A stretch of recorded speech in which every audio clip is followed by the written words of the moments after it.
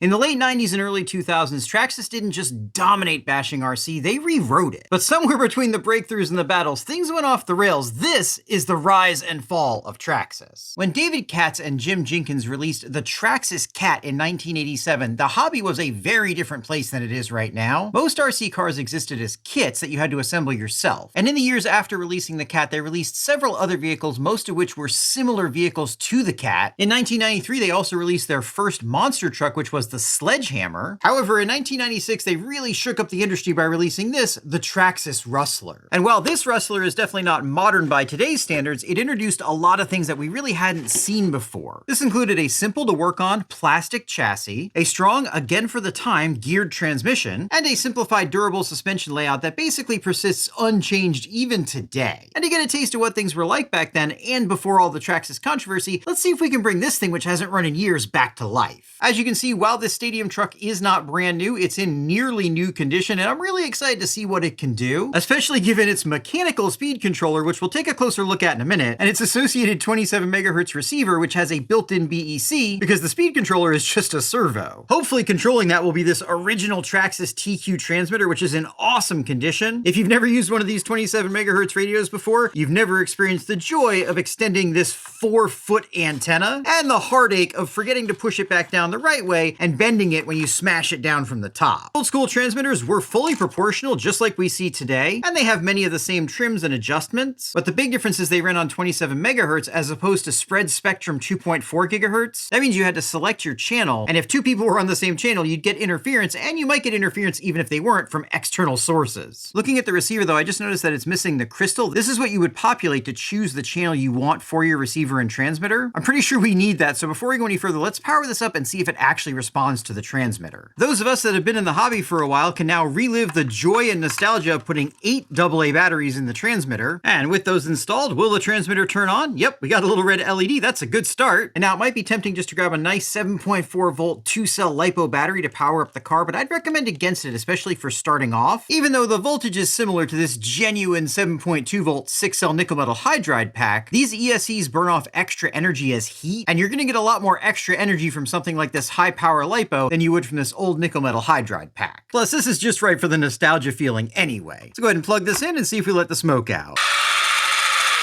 Okay, so it was trying to roll backwards, so this mechanical speed controller is in reverse right now, and I don't think this receiver is getting any signal. That makes sense because of the lack of crystal here and the lack of crystal here. Unfortunately, that means we're gonna need to use a modern receiver. I'm not too upset about that though, as we've got plenty of old electronics to mess with here, and that'll take one variable out. Getting this old receiver out just takes 2 Phillips head screws. This Traxxas comes from a time before people expected hex head screws in everything high-end, and as you can see, these are also coarse thread self-tappers. This is a pretty interesting system because it doesn't have an electronic ESC with a BEC, so it has a separate connector for the battery. And we've got a 2-channel radio here. This receiver was made in Taiwan, where Traxxas cars are still made today. And yes, just like the transmitter, this had an obnoxiously long antenna on it. Those antennas weren't just for show either. The receiver and transmitter frequency of 27 MHz means that the actual length of the radio waves is longer, and in order to be properly tuned to those radio waves, you had to have a longer antenna. Since this thing tried to take off last time, let's go ahead and pull the wheels off before we fire it up again. These wheels and tires are Traxxas, even though these are very, very old, and I don't think they have any foam in them unless it's deteriorated. They actually are in okay shape. And something that actually feels kind of surprising is despite this thing being over 30 years old, it feels pretty modern. These wheels are on standard 12mm hexes, which means you could put basically whatever wheel you wanted to on there. Driving them is a thin old style of basically the same plastic axles we see today. And under this cover, held in by a couple more Phillips screws, we've got a pretty basic pinion and spur gear with a slipper clutch. That's being driven by an original Traxxas Stinger brushed motor. And whereas brushed motors are really relegated to the cheapest of the cheap vehicles these days, back then they ran everything. And if you look behind the other wheel, you'll see that, yeah, the Traxxas Ultra Shocks have been around a very, very long time. I don't think they were called Ultra Shocks back then, but they're pretty much Ultra Shocks. One thing that we do see here that we won't see on most modern Traxxas vehicles are bushings. I'm sure there are some bearings somewhere in here, but all the wheels are running on these. All right, now that we know this isn't gonna fly off the table with its incredible power and speed, let's plug it back in. No throttle servo, but we do have steering. To isolate the throttle servo problem, let's go ahead and pull the speed controller off the top of it. I suspect the servo itself is just jammed up, and this is a great opportunity to show you how it works anyway. On the bottom here, we just have a regular servo, and that turns this, which is essentially just a potentiometer. We'll set that in its neutral position and plug it back in. Now we can get a bit quieter look at the steering. It is very slow and sluggish, but it sounds pretty good, and I think it's getting better, so we might be able to salvage this steering servo. The throttle servo, on the other hand, isn't doing anything at all. Let's see if the mechanical speed controller is working. Forward, reverse, and we have speed control, so yeah, we're good to go here. So it looks like we're gonna learn a little bit more about restoring these vintage cars together. This servo might just be gummed up, so taking it apart and cleaning it might fix it, or we might need to replace it. And guys, this thing has such little use that I suspect I'm the first person to undo this cable management. That's pretty cool. This is a very basic plastic geared analog servo, and these screws are even really interesting. These are multi-start screws, so they come out really, really fast. Back in 1996, there were higher end servos, but something like this would have been extremely common. Under the bottom lid, we have a fairly complicated circuit board running a brushed motor. There would have been a lot more components on here than we see today because there were fewer dedicated integrated circuits for running servos. What we're really interested in is under here though, because I'm curious to see if this is jammed up or just dead. It all feels very, very stiff, so I'm gonna pull this apart and clean these gears. Let's see if we can get this working again. Check it out, guys, we got it working. But I'm gonna use the term working really loosely here because it's not working very well. And it's the motor itself that's gummed up that I really can't get to. And because this is a mechanical speed controller that just remembers whatever its last setting was, if this thing dies while we're driving, it'll just keep on driving. And for that reason, I'm just gonna go ahead and use a modern servo for the speed controller. And with that all hooked up, let's get these tires put back on, drop in our period correct nickel metal hydride battery, pop on our beautiful vintage body, and go see what bashing an electric Traxxas was like in 1996. First thing we're gonna do is start with a speed test. Cars were not very fast in the late 90s, so don't expect it to be very fast, but let's see what it can actually do. All right, that is full throttle, and that really does not feel like it's as fast as it should be. I'm not sure quite what's going on there, but we are definitely not getting full speed out of this. Might just be an old motor, might be that it's not high enough voltage, but it definitely is moving, but it's not moving very fast. Let's see how fast we actually went. Okay, that was only 12 miles an hour. I remember these cars being a little bit faster than this. I'm not sure particularly what's going on with this one. I checked everything and the voltages are good. It's definitely going full throttle for the ESC. Maybe these old electric cars really just weren't that fast. I know the nitro cars were a bit faster, but this is full throttle, and while we are definitely driving around, and we can even do a little bit of a jump here, this thing is not at all what I was expecting it to be. I'm hoping that they were faster than this out of the box, and again, there's something wrong with mine, but contrast that with a modern 1/10 scale stadium truck like this little Rustler 4x4, and the difference is massive. This is running a half-charged 2S battery, but the brushless system on it gives it so much more power. Of course, this is not an apples to apples comparison because this is four-wheel drive and it's a lot newer, and I'm pretty sure that other Rustler was not going as fast as it could, but even if it had quite a bit more power than I did get out of it, it still would be very, very sluggish compared to this. And honestly, for how this thing's running and how it's able to jump and bash, it really makes that other Rustler feel like it was sitting still. But Traxxas definitely wasn't sitting still, and in 1999, they released the truck that would cement their name in the hobby, the T-Maxx, and then the year after, they released this, the E-Maxx. This is an untouched, original example of an E-Maxx that I am really excited to check out with you, but before we do that, we need to talk about the innovation and ease of use of the early 2000s Traxxas Nitros. And while this Revo came out a couple years after the T-Maxx, what made it great was very similar, and that was a ton of quality of life improvements over other Nitros available at the time that made this thing a lot easier to use and a lot more user-friendly. Both the Revo and the T-Maxx came with, and still do come with, a 2-speed transmission with reverse. They included nickel metal hydride receiver packs with charging capability, and they included an Easy Start system. This is the Easy Start 2, but the first one was very similar, that combined both an electric starter and a glow plug igniter, which you just plugged in the back, pushed a button, and that spun this motor, which spun the engine while at the same time igniting the glow plug. These electric starters are much, much easier than pull starters, especially for people who are new to nitro, and that's because they are much more forgiving to bad tuning. With a pull starter, you're only getting a couple of little movements each time you pull it, and if it's not tuned properly, you can get tired before this thing actually starts. With an electric starter, you just hold the button down, which allows itself to clear floods and push through imperfect tuning. This, of course, is a newer version Revo 3.3, and we have a few upgrades such as an OS 21, but it does start and run very similar to what an old T-Maxx would, so why don't we put some fuel in it and get some more nostalgia by making some nitro noise. Assuming everything's tuned up right, firing these up is very easy. You just put the fuel in, put your start stick in, and give her a crank. And she's running. We're going to give this a minute to warm up. And I can show you why these nitros were so much more popular than electrics when these things first came out. Nitro engines had a lot more power than electric motors did, and back in the times of brushed motors and these nitro engines, if you really wanted performance, this is what you were going to choose, because this is where the performance was. These things were loud, they were nasty, they made a bunch of power for the time, and people really, really enjoyed them, and electrics just didn't have what people wanted in RC cars at that time. This thing's awesome, and I can see why people would really, really love it, and it had a ton of cool features, such as the ability to switch into reverse, which means if you got stuck against a wall or something like that, you didn't have to go get it by hand.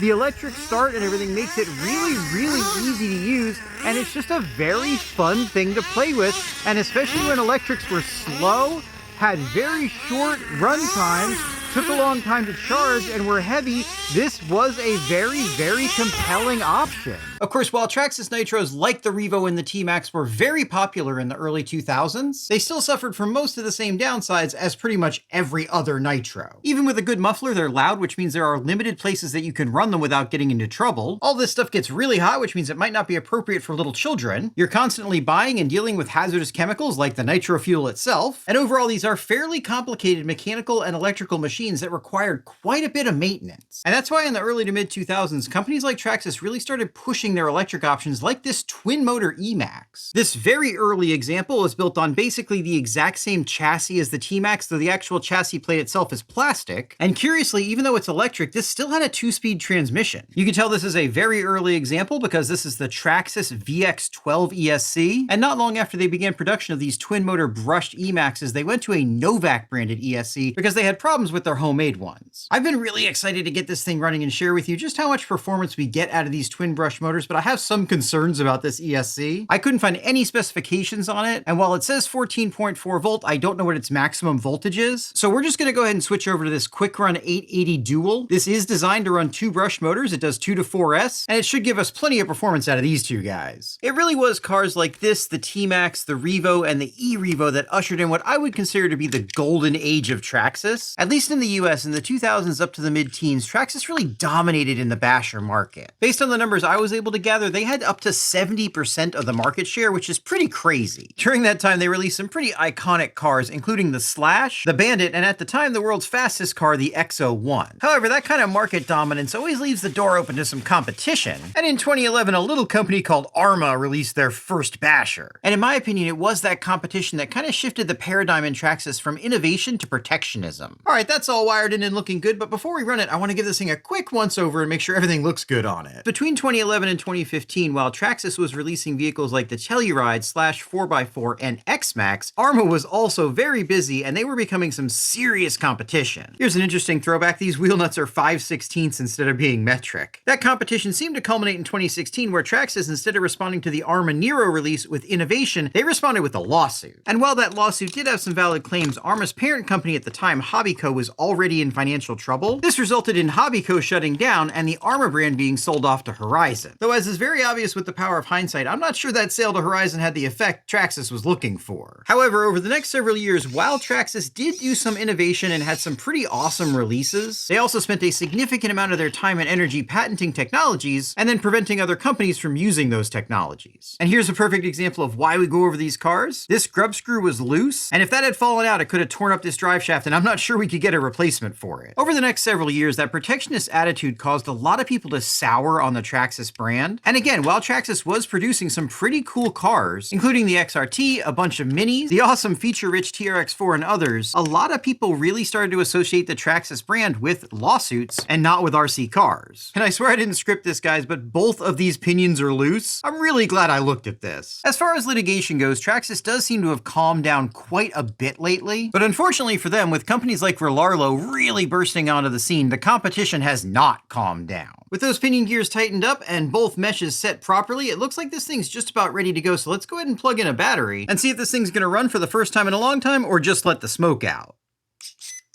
That's a good start. Do we have steering? Oh yeah, it's backwards, but we've got it. How about the high-low shift? That seems to be working. Awesome. And now the big moment, will these two big brushed motors roar to life?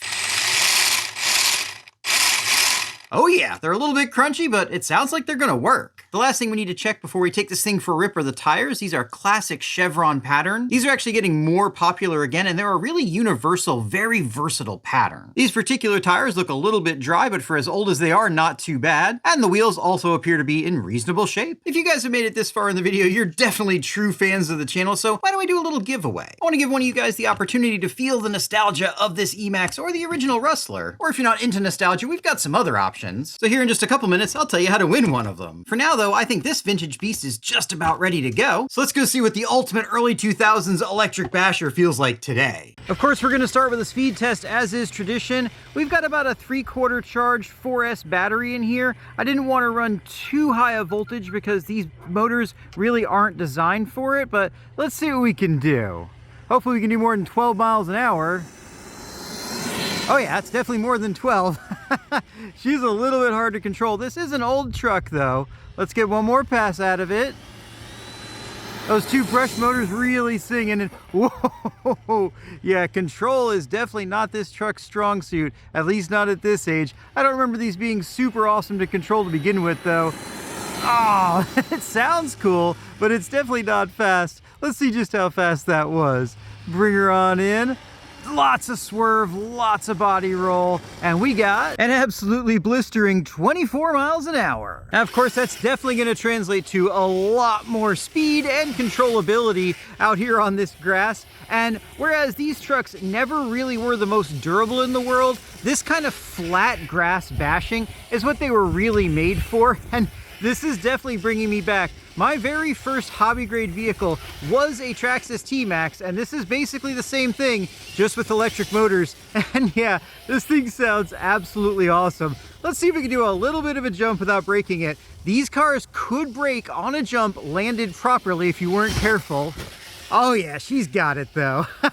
This thing looks awesome, and my nostalgia is really kicking in right now. This is so cool. One of you guys definitely should pick this with the giveaway because this is probably one of the coolest RC cars I've driven in a long time. Obviously, it's not that capable. It's not going to be that strong, but oh man, especially if you drove these things back in the day, it's a lot of fun. We're going to try the big jump just gently though. Oh yeah, she liked that okay. Though I suspect if we did that much higher or too many times, we would break something. This thing is all stock, which means it's got those stock bulkheads. And if you remember these trucks, you know what that means. You could easily break one of those bulkheads on a jump like this, but this is so much fun. I will say though, it does not have as much power as a nitro car from the time. We really did start to see brushless vehicles around the time that this thing was starting to get a little long in the tooth though. Oh, and I think I might have broken it. Hang on a second. Nope, it held together just fine, but I'm not going to push it any further. I do want to say, though, it is easy to see why Traxxas was on top in the early to mid 2000s. Even by modern standards, this truck is a fun thing to bash. The two brushed motors under the hood give it a decent amount of power, especially for how old it is. I'm actually pretty impressed with how fast and powerful the stock servo is, again, especially for being over 25 years old. And while it does have known issues, especially weaknesses in these bulkheads and the arms, upgrades for those are still available from RPM. As a matter of fact, this platform's been around so long and was so popular for such a long time that upgrades are still available for pretty much everything on it. Overall, especially with the included nostalgia, this thing's a lot of fun. But where is Traxxas today? Before we talk about that, let's talk about the giveaway. If you want to win the Rustler, E-Maxx, or something else, just make sure you're subscribed. Like the video if you're having a good time, give me some hype points if you think it deserves it, and then put any comment down in the comments section. This RS200 is their latest release, and while this is a beautiful car, I think it kind of exemplifies their current position, because while this isn't a bad car, it's also not a particularly good one, and it's extremely expensive. Some of that expense does go to this beautiful licensed body, but some of it's just going to what's known as the Traxxas tax. Traxxas currently charges more than pretty much any other basher company in the industry, while sometimes making some pretty questionable choices. And I think what's going on here, and this is just my opinion, is that Traxxas is leaning on their name rather than innovation. But as companies like Harley-Davidson proved, it won't work forever. Because while a rich history and fan base will get you far, eventually that fan base is going to go away, and you have to be appealing appealing to newer, younger people. And when you have companies offering competing, sometimes better products at half the price, very expensive vehicles become a harder and harder sales proposition. This, however, is just my opinion, and now I want your opinion. Do you think what Traxxas is currently doing is enough? Do you think they should be satisfied with their current 30% or so market share, or do you think maybe they should get back into some real innovation and see if they can shift the paradigm of bashing like they did in the early 2000s? Once you've told me your opinion on that, why don't you shift the paradigm of watching YouTube videos by checking one of these out?